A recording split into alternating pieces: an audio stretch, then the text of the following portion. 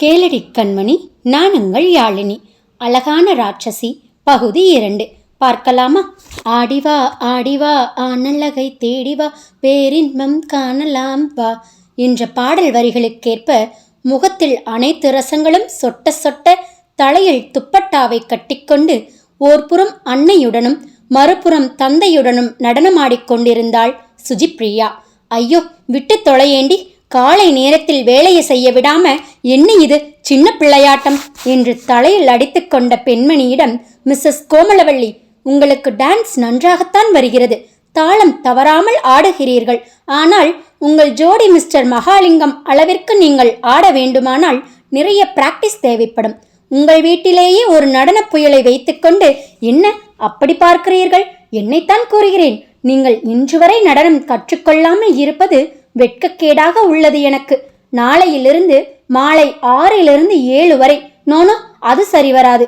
9 to 10 வரை உங்களுக்கு practice time. இரவு சாப்பாட்டுக்கு சட்னி அரைக்க வேண்டும், வெங்காயம் உரிக்க வேண்டும் போன்ற சின்ன காரணங்களுக்காக பிராக்டிஸை தவிர்க்க கூடாது. மிஸ்ஸஸ் கோமு, மிஸ்டர் லிங்கம் ஆடுவதை பார்த்தீர்கள் அல்லவா?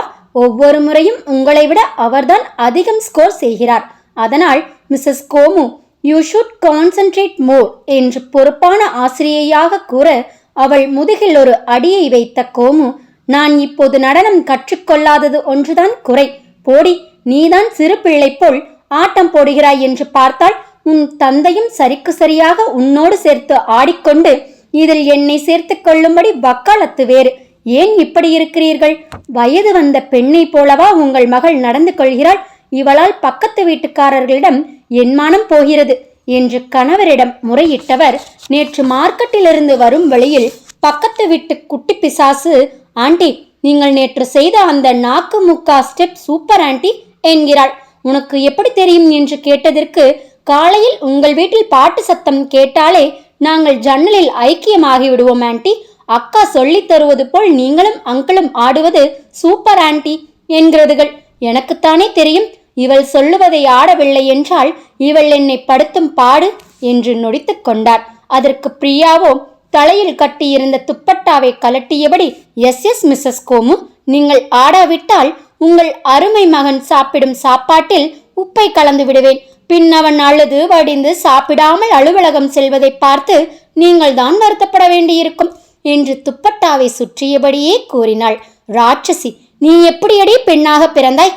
உன்னுடைய கொடுமை தாங்காமதான் என் மகன் அலுவலகம் செல்லும் வரை வெளியே வருவதே இல்லை. பாவம் என் தங்கம் என்றவர் நினைவு வந்தவராக, என்னை விட்டு விடடி, அவன் இன்று சீக்கிரமாக செல்ல வேண்டும் என்று நேற்றே கூறியிருந்தான். அவனுக்கு பிடித்த அடைதோசை இன்று என்று கெஞ்சி கேட்டார். என்று யோசித்தவள், ஓகே ஓகே, பிழைத்து போகட்டும் மிஸ்ஸஸ் கோமு, இன்று உங்களுடைய பிராக்டிஸ் முடிந்தது, நீங்கள் செல்லலாம். நாளை இரவு 9 மணி, மறக்க வேண்டாம் என்று விடை கொடுக்க தப்பித்தேன் என்றபடி உள்ளே ஓடி சென்றார் வள்ளி. மிஸ்டர் மகாலிங்கம், இப்போது நான் உங்களுக்கு வெஸ்டர்ன் டான்ஸை பற்றி சொல்லித்தரப்போகிறேன் என்று துவங்க, அவ்வளவு நேரமாக அமைதி காத்த மகாலிங்கம் சற்று கலங்கி, ஐயோ, அது கொஞ்சம் கஷ்டமாயிற்றே மேடம், எனக்கு வராதே என்றபடி தலையை சொரிந்தார். என்ன மிஸ்டர் லிங்கம், நீங்கள் ஒரு வெர்சடைல் டான்ஸராக இருக்க வேண்டாமா? எல்லா ஸ்டைலையும் கற்றுக்கொள்ள வேண்டும், வாருங்கள் என்றவள் மீண்டும் ஒரு கூடை சன்லைட், ஒரு கூடை மூன்லைட் என்று ஆடத் தொடங்க, இப்போது ஆனந்தியால் சிரிப்பை கட்டுப்படுத்த முடியவில்லை. வயிற்றை பிடித்து கொண்டு விழுந்து விழுந்து சிரித்தவள் யாரோ பின்னால் நிற்கும் அரவம் உணர்ந்து திரும்பினாள். பிரியாவின் தம்பி சக்தி அங்கே நடப்பவற்றை கண்டு முறைத்தபடியே நின்றிருந்தான். ஹாய் சக்தி என்றவளிடம், பார்த்தீர்களா இது செய்யும் அட்டகாசத்தை என்றவன் விறுவிறுவென நடந்து சென்று பாட்டை நிறுத்திவிட்டு இருவரையும் முறைத்தான். ஓசை நின்றதும் திரும்பி பார்த்தவள் தம்பியை கண்டதும், டேய், எதற்காக பாட்டை நிறுத்தினாய்? நானும் மிஸ்டர் லிங்கமும் பிராக்டிஸில் இருப்பது தெரியவில்லையா உனக்கு என்று வினவினார். ஆமா, நீ அவருக்கு ட்ரைனிங் கொடுத்து உங்களில் யார் அடுத்த பிரபுதேவாவிற்கு அனுப்ப போகிறாய்ப்பார். ஏன் டாடி, அவள்தான் கிறுக்குத்தனமா நடந்து கொள்கிறாள் என்றால் உங்களுக்கு என்னவாயிற்று? வீட்டில் அனைவருமே கலண்ட கேஸாக திரிந்தால் குடும்பம் எப்படி உருப்படும் என்றவனை இடைமறித்து, டேய் தம்பிப்பையா, அதிகமாக பேசாதே, நீ இன்று அணிய போவது அந்த நீல சட்டை தானே, பார்த்து கொள்கிறேன் என்று வில்லத்தனமாக சிரித்தாள். ஏய் ஏய் என்றபடி அவளருகே வந்தவன், பார்த்தீர்களா அப்பா, உங்கள் அன்பு மகள் செய்வதை? என்னுடன் வம்பு செய்வதையே பிழைப்பாக வைத்துக்கொண்டு திரிகிறாள். உனக்கு என்ன இன்று விடுமுறையா? நீ செல்லும் நேரம் பார்த்து கணக்கிட்டுதானே அறையை விட்டு வெளியே வந்தேன் என்று யோசனையுடன் கூறினாள். இன்று எனக்கு ஆஃப்டர்நூன் ஷிப்டா தம்பி பையா என கூறினாள்.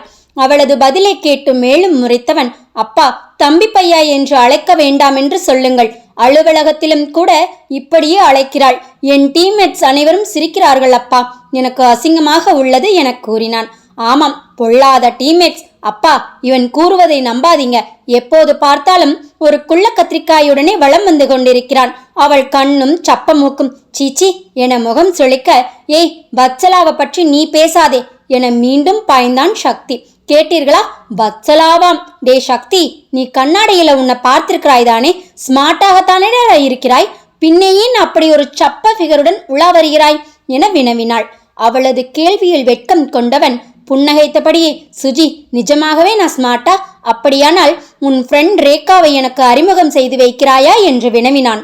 அடர் ராஸ்கல், ஏண்டா அழகான பெண்ணை பாரடா என்றால் நீ உனக்கு அக்கா வயதில் இருக்கும் பெண்ணிற்கு நூல் விடுகிறாயா என்றபடி அவனை துரத்தி கொண்டு ஓடியவள் வாசல் அருகே ஆனந்தி நிற்பதை கண்டுவிட்டு ஓடுவதை நிறுத்தி மீண்டும் துப்பட்டாவை இடுப்புக்கு மாற்றி, தம்பி பையா, உன் சண்டையை பிறகு வைத்துக் கொள்கிறேன் என்றாள்.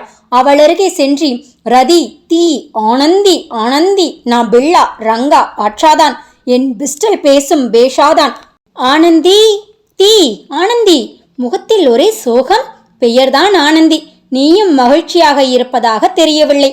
உன்னை சுற்றி இருப்பவர்களையும் மகிழ்ச்சியாக வைத்திருப்பதாக தெரியவில்லை. உனக்கு எதற்கு இந்த பெயர் தீ என்று வினவினாள். ஏய், தீ என்று அழைக்காதே என்று எத்தனை முறை கூறியிருக்கிறேன் என்று ஆனந்தியும் அவள் பங்கிற்கு பாய, அதை கேட்ட சக்தி மீண்டும் தந்தையின் புறம் திரும்பி, பார்த்தீர்களா டாடி, ஒருவரையும் விட்டு வைப்பதில்லை என்று குறை கூறினான். அப்போது சமையல் அறையிலிருந்து வெளியே வந்த வள்ளி, ஏன் சக்தி, அவரிடம் போய் சுஜியை பற்றி குறை கூறுகிறாயே? நீ என்ன கூறினாலும் என் மகள் தங்கம் என்பார் அவர். நல்ல இடம் பார்த்தாய் நீ என்று கூறினார். ஆமாம் ஆமாம் என்றவனிடம், சக்தி, அம்மா பேச்சுக்கு ஆமாம் போடுவதை எப்போதாடா நிறுத்தப் போகிறாய் என்றவள் அன்னையின் புறம் திரும்பி, ஆனால் மிஸ்ஸஸ் கோமு, நீங்கள் இவ்வளவு ஏமாளியாக இருக்கக்கூடாது. உங்களுக்கு தெரியாமல் உங்கள் மகன் செய்யும் குற்றங்களை நான் பட்டியலிடட்டுமா என ஆரம்பித்தவள் தொடர்ந்து, சண்டே ஆனதும் நீங்கள் ஆசையாக வடித்து கொட்டும் சிக்கன் பிரியாணியை விட உங்கள் மகனுக்கு நம் தெருமுளையில் இருக்கும் பாய்கடை பிரியாணி தான் பிடிக்கும் என்பது உங்களுக்கு தெரியுமா? அடுத்த தெருவில் இருக்கும் முனியாண்டி விலாசில் உங்கள் மகனுக்கு அக்கவுண்ட் இருப்பது உங்களுக்கு தெரியுமா? உங்களுக்காக ஒரு துரும்பை கூட தூக்கி போடாதவன் பக்கத்து வீட்டு மாமியின் ஃபில்டர் காஃபிக்காக அவருடைய காய்கறி பையை தெருமுனையிலிருந்து அவரது வீடு வரை சுமந்து வந்த கதை உங்களுக்கு தெரியுமா? கையில் சுருட்டி வைத்த மாத இதழோடு குறுக்கும் நெடுக்குமாக நடந்தபடி நடிகர் விசுபாணியில் கேள்வி கேட்டுக்கொண்டிருந்தவள் நிறுத்தி அன்னையின் அருகே வந்து நின்று அவர் தோளை தட்டி, இதையெல்லாம் விட பெரிய அதிர்ச்சியான செய்தி ஒன்று உண்டு மிஸ்ஸஸ் கோமு.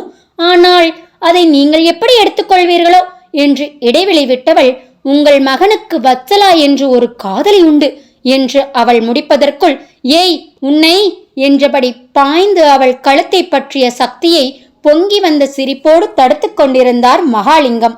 சக்தி பேசிக்கொண்டிருக்கும் போது இது என்னடா கை நீட்டும் பழக்கம் என்று அவர் அதட்ட, ஆமாம், இப்போது பேசுங்கள். இவ்வளவு நேரமாக அவள் வாயடிக்கும் போதெல்லாம் மௌனமாக இருந்துவிட்டு நான் ஒன்று செய்தால் மட்டும் திட்டுவதற்கு வந்துவிடுங்கள் என்று கோபித்துக் கொண்டான். அதற்குள் அவனது தாக்குதலிலிருந்து தன்னை நிலைப்படுத்தி கொண்டவள், என்னடா வாயடித்தேன்? அம்மா, நான் கூறியது அனைத்தும் உண்மை. இல்லை என்று உங்கள் மகனை சொல்ல சொல்லுங்கள் பார்க்கலாம் என்று சவால் விட்டாள். அப்பா என்று பற்களை கடித்தான் சக்தி.